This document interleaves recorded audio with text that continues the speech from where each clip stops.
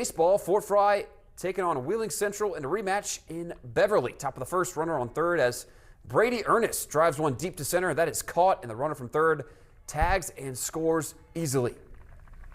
Next batter, Cade Cornelius coming up. He gives one a ride to deep right, and that'll get down, and he cruises into second base with a double.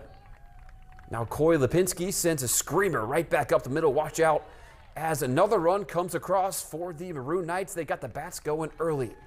Carter Brown on the mound, going to get the F8 here to get out of the inning as Wheeling Central grabs the 3-0 lead after one. Now Wyatt Dusky leading off. He's going to get the bunt down, and how about this? Matrix avoiding the tag, and he'll be safe at first. A couple batters later, Dusky going to take off from first and slide safely into second with a stolen base.